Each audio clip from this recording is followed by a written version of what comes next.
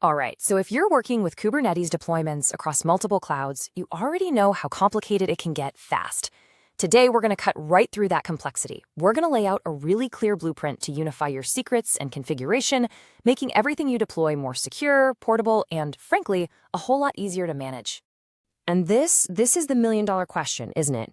We're not just talking about one cluster anymore. The real challenge is keeping a consistent ironclad security posture when your application is running on Amazon's EKS, Azure's AKS, and Google's GKE all at the same time. If you get this wrong, you are looking at a massive security and operational headache. So let's really frame the problem here. When you take a single app and spread it across multiple clouds, you're not just spinning up more servers. You're creating this tangled web of environment-specific settings, API keys, and database passwords. And that's where things can get really messy really quickly. First things first, we have to make a super important distinction. Think of it like this. Configuration data, over on the left, that's like the public address of your office. It tells all the services where to go and how to talk to each other. But secrets, on the right, that's the key to the front door. You would never, ever post the front door key on the public directory, right? The exact same logic applies here. Look, every single one of us who's worked with Kubernetes started with the native tools, ConfigMaps and secrets. They're the absolute foundation. But when you step into this multi-cloud world, that foundation starts to show some pretty serious cracks. Let's dig into why that is.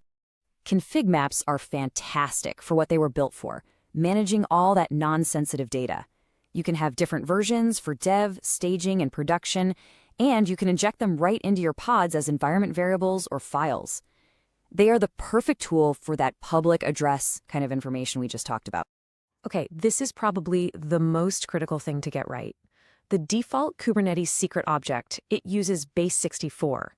And base 64 is just a way of encoding text. It is not encryption. Let me say that again. It is not encryption. It offers zero confidentiality.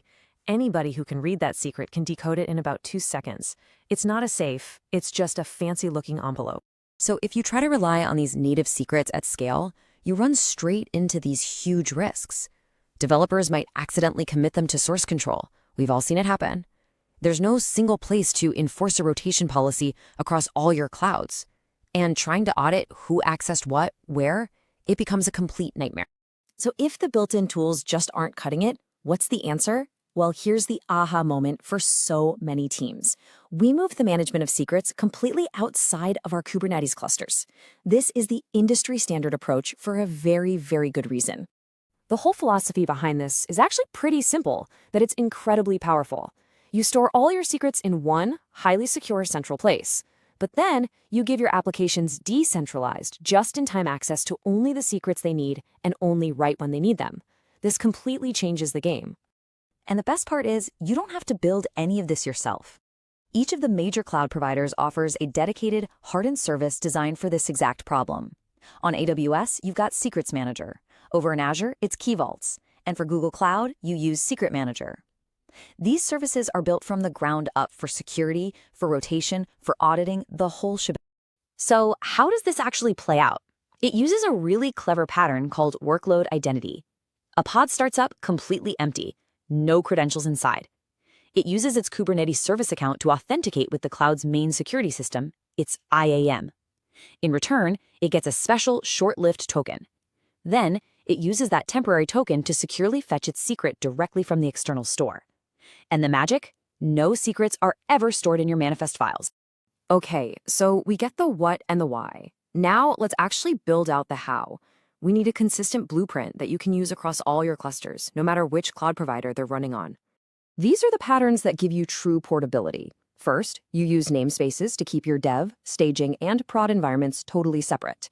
Next, you maintain a single core application manifest, but you inject the environment-specific values with tools like Helm or Customize.